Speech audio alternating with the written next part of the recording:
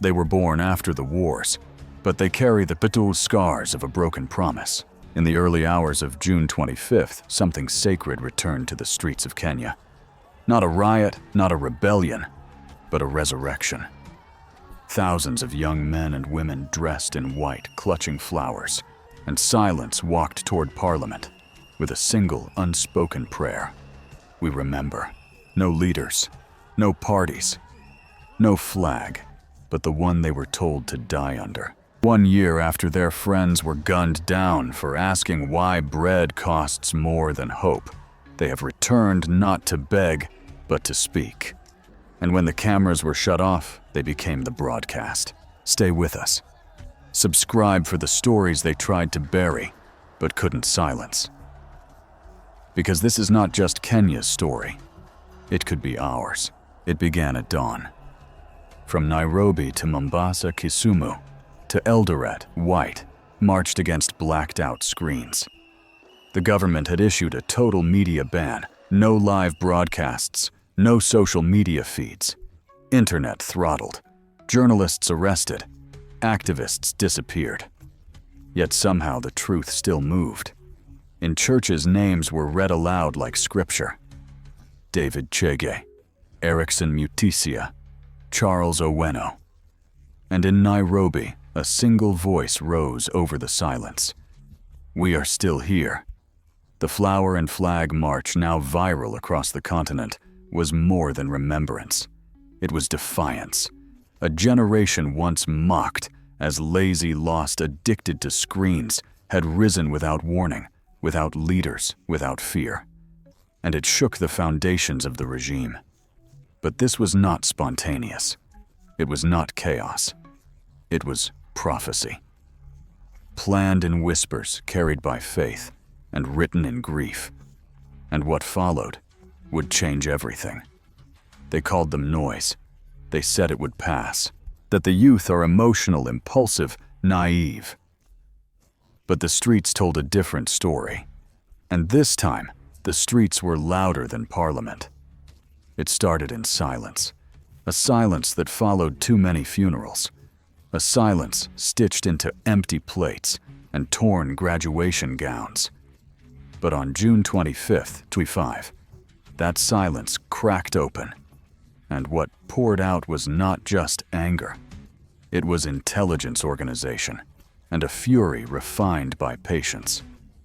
In Nairobi's central business district, young men and women arrived in clusters, dressed in white, holding flowers, not slogans. There were no leaders giving speeches, no microphones, no banners bearing party names. And yet every movement was synchronized, every chant was unified, every tear seemed to fall on cue, as if choreographed by history itself. Across the city, police deployed in riot gear were confused. Who do you arrest when no one is shouting? Who do you beat when all they carry are lilies? And still orders were given. By 10:13 a.m., the first canister of tear gas hissed into the crowd near Kenyatta Avenue. Protesters dispersed calmly, regrouped 2 streets down. At 10:46, internet access across Nairobi began to degrade, a digital blackout unfolding in real time. But Gen Z had trained for this. Offline networks lit up. Bluetooth mesh apps activated. Instructions passed hand to hand, like samizdat leaflets in Soviet times. By 11:30, a second march began in Eldoret. By noon, Kisumu. Then Mombasa, Nakuru, Kakamega. The movement multiplied like a resurrection. It was not just a protest, it was a parable. A living sermon about a generation tired of performing obedience to a system built to forget them. They had been told, go to school, study hard, pass your exams. The government will take care of you. So they did. They studied by candlelight, shared textbooks with 3 others, walked kilometers barefoot to reach class. They watched their parents sell livestock, miss meals, pawn heirlooms, just so they could graduate.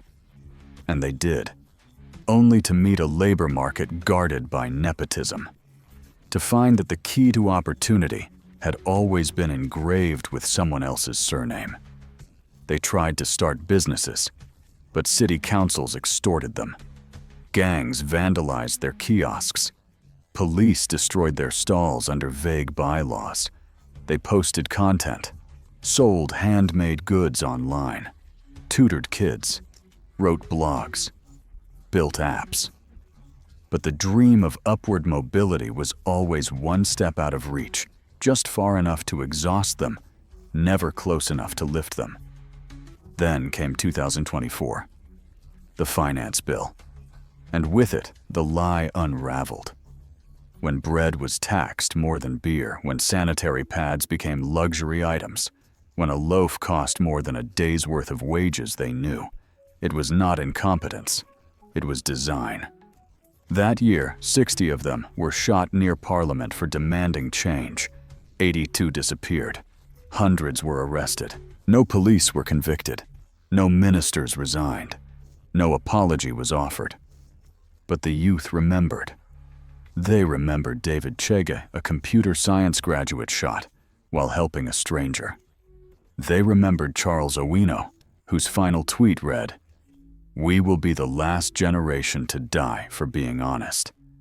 They remembered Albert Ojwang, the teacher and blogger beaten to death in a Nairobi jail for a post. And so, in 2020, they returned. Not with stones or fire, but with strategy. No longer asking, now asserting. They didn't want to destroy the state. They wanted it to see them, to count them, to admit that a country where 68% of youth are jobless is not broken, it is abandoned. The state's response was textbook ban the coverage. Censor the internet, deploy plainclothes officers, arrest organizers, call them hooligans, label them foreign-funded, smear them as threats to national unity. But Gen Z had learned one thing better than anyone: how to turn censorship into fuel. They flooded platforms with testimonies, transformed trauma into hashtags, created viral protest anthems, translated policy documents into street language, mapped police brutality hotspots using crowdsourced apps. While Parliament debated definitions, the youth redefined politics. They didn't want a seat at the table. They wanted to flip the table and ask, why were we never invited in the first place? International media took notice. So did embassies. So did the African Union. The government grew desperate. At 2:14 p.m., activist Hanifa Adan tweeted, "They can ban our airwaves, but they cannot ban our breath. We are not noise. We are the signal." That post alone was shared over 4 million times. At 3:10 p.m., Kenya's Communications Authority threatened to suspend any media outlet covering the events. By 3:45, a hacked government website displayed only one line: "You cannot kill an idea whose time has come." And they were right, because this was no longer just a protest. It was judgment. A generation with nothing to lose had found the one thing worth dying for a future. It could have ended there. A few marches, some trending hashtags, a speech or two on international news. Then the world would move on, and Kenya's youth again would be left to whisper their grief into the dark. But that is not what happened. Because on the evening of June 25th, just as riot police cleared the last protest in Nairobi, something unimaginable occurred. A priest stood up. At St. Joseph's Cathedral, a funeral mass had been held for Charles Owino. But when the last hymn faded, the priest didn't close his Bible. He raised it. "If we are afraid to call evil by its name," he said, "then we have crucified Christ all over again." And this time, the nails are stamped "Made in Parliament." The silence that followed was not fear. It was recognition. Suddenly, vigils became declarations. Sermons became manifestos. And one by one, from slums to suburbs, people began to speak the unspeakable. Teachers, nurses, engineers, even retired soldiers. They came forward not as politicians, not as revolutionaries, but as witnesses, each one carrying scars in silence. Until now. In Kisumu, a woman held up her dead son's graduation photo. In Eldoret, a former police officer went on radio and said I was ordered to shoot. I aimed high above the heads, but I watched my partner fire directly into a child. The call was no longer for reform. It was for reckoning. The government panicked. Cabinet ministers held emergency meetings. A press conference was staged. The president, flanked by security chiefs, appeared on national television and said, "We acknowledge the pain. We promise to investigate." But no names were mentioned, no resignations offered, no timeline set, and by then it was too late. Because something had already shifted, not just in the protests, but in the soul of the country. In one moment, Kenya stopped asking for permission to mourn and started preparing to govern itself. Local youth councils sprang up overnight, not sponsored by NGOs, not led by celebrities, but by young women in cafes and young men in internet cafes. They began drafting what they called the People's Charter, a document that listed not only demands, but designs, how public funds should be monitored, how police accountability boards should be elected, how taxes should be structured to protect the vulnerable, how national service could empower youth, not exploit them. It was not just a cry against injustice, it was a blueprint. And that terrified the regime more than any brick or fire ever could. By July 1st, secret recordings from cabinet meetings were leaked, ministers cursing the youth, advising the shutdown of all universities, proposing new surveillance laws. The fear was palpable, and yet, on the ground, the fear was gone.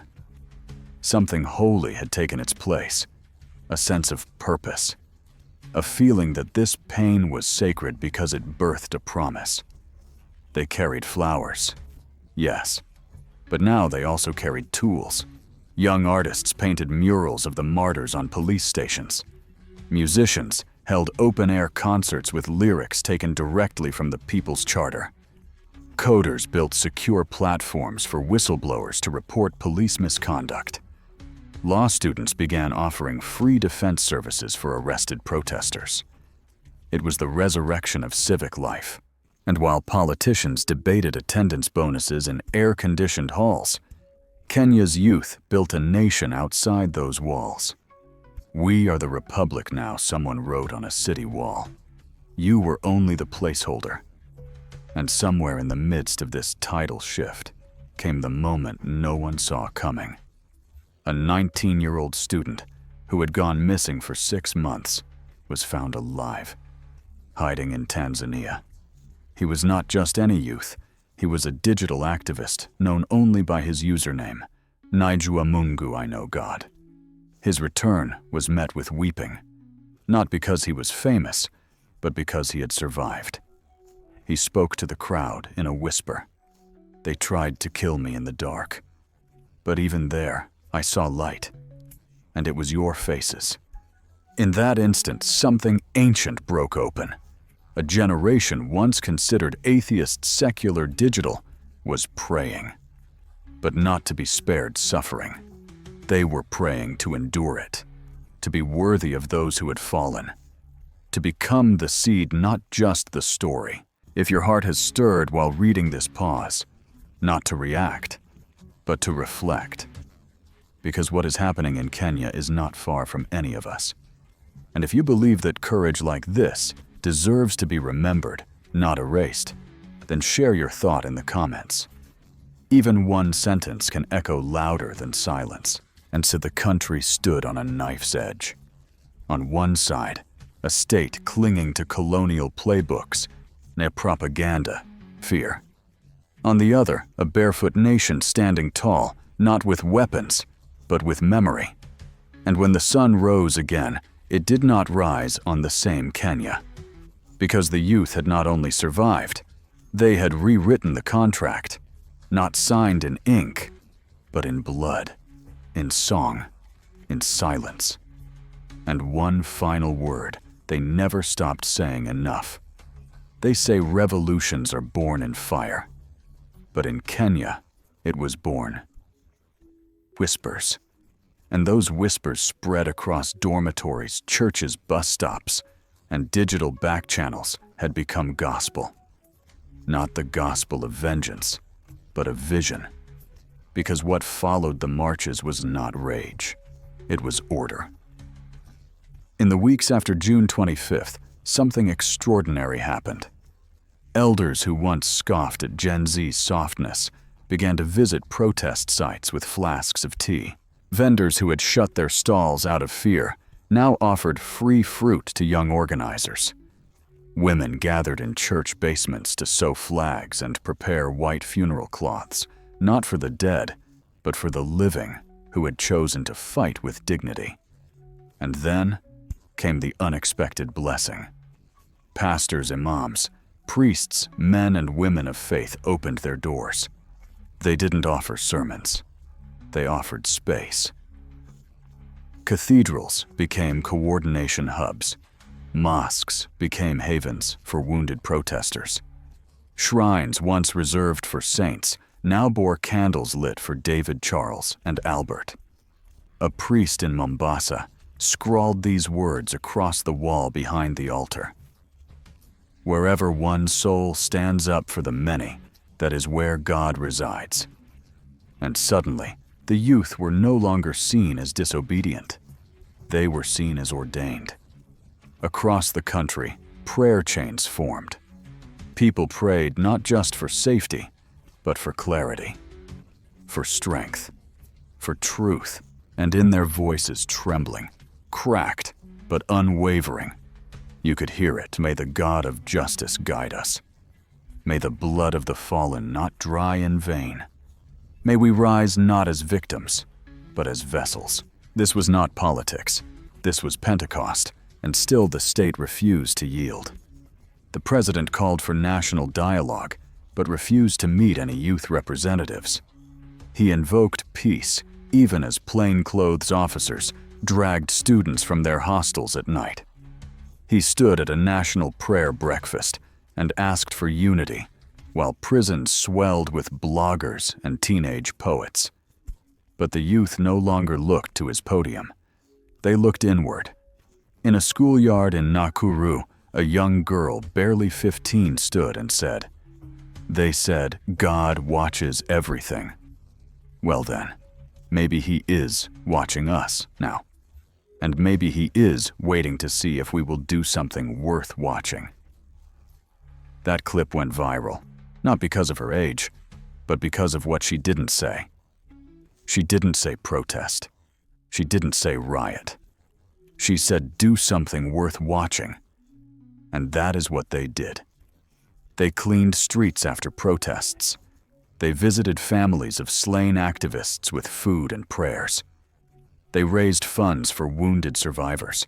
They offered grief counseling in youth centers. They began something rare, a movement that heals as it rises. And it was in this gentle strength that the world began to listen. Journalists from South Africa arrived. So did student leaders from Ghana, Nigeria, Uganda. They didn't come to speak. They came to learn. To kneel at the feet of a generation once mocked as frivolous and now honored as prophets. Because what if justice was not a courtroom, but a classroom? What if freedom didn't begin with victory, but with vision? And somewhere in the hills outside Nairobi, an old nun wrote in her journal, they call it Gen Z. But I think it is the Book of Acts rewritten for Africa. These children have tongues of fire, and they are walking straight into Pharaoh's palace with nothing but a stick and a prayer. Dear reader, if you have come this far in the story, pause. Not to scroll, but to feel. Because this is not just news. It is revelation. And if you believe that God does not dwell in gold-plated halls, but in the bruised hearts of the faithful, then light a candle in your heart. Write a word in the comments not for us, but for them. Say amen if you must, because sometimes the smallest prayers echo furthest. As July unfolded, the authorities doubled down. New surveillance powers, threats of internet shutdown. But the spell had been broken, because Kenya's youth no longer feared death. They feared forgetting. So they wrote everything down. In notebooks, on walls, in the margins of exam papers, in lullabies, in graffiti. One boy wrote this on his guitar before being arrested. If I vanish, remember I was here, and I believed something better was possible. They would not go quietly, and because of that, something ancient awakened.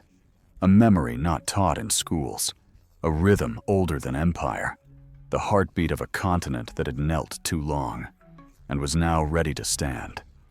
They thought the storm had passed. That fatigue would set in.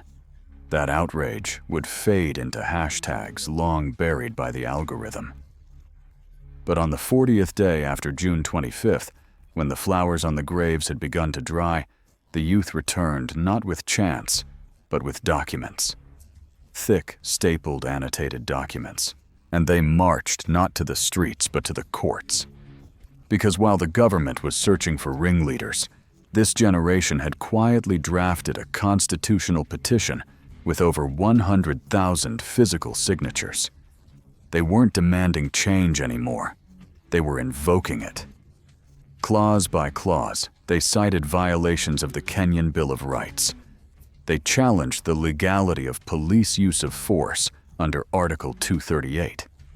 They exposed the Communications Authority's censorship as a breach of Article 33 on freedom of expression. They demanded the prosecution of specific officers named in leaked recordings. And then they named names. Not hashtags, not ministries. Names, captains, deputies, ministers.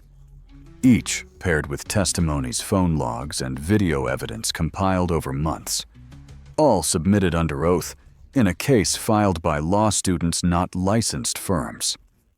The judiciary, backed into a corner, was forced to admit the petition. It was a national earthquake. In one moment, the narrative collapsed. This was no longer a protest. It was a prosecution.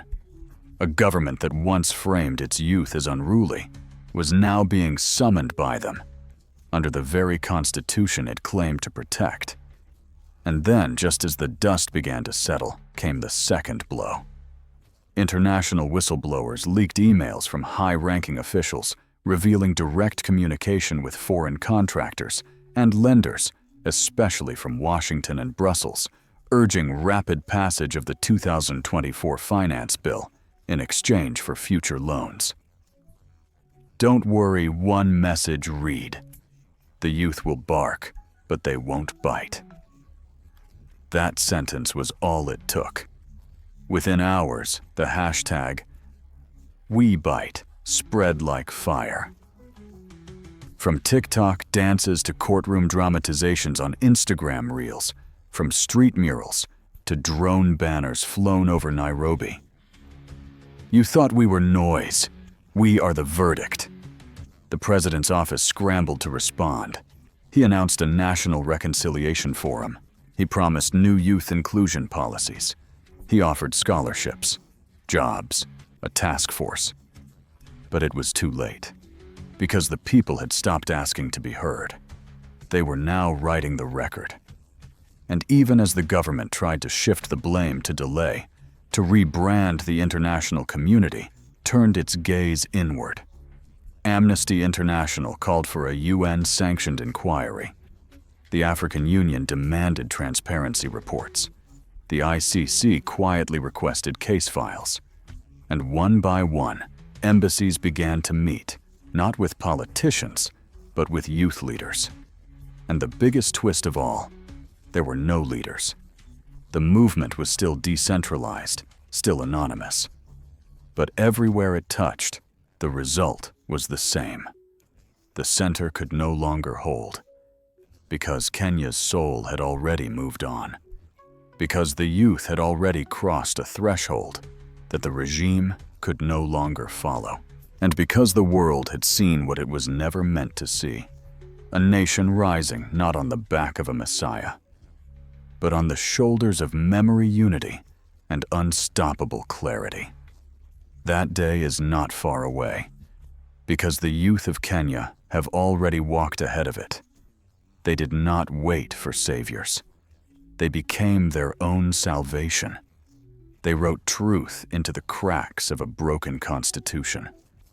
They turned pain into prophecy, and their prayers, once whispered from behind barricades, now echo in courtrooms, in classrooms, in every corner of a continent, long silenced. If this story stirred something in you, pause. Let it settle. And if your spirit agrees, if your bones say yes, then say it with us. Say it for David, for Albert, for the girl who carried lilies down Moy Avenue. Say it not just in the comments, but in the choices you make, the silence you refuse, the justice you demand. Like this video, if your heart still believes. Share it if you know someone who needs to remember. Subscribe if you refuse to forget.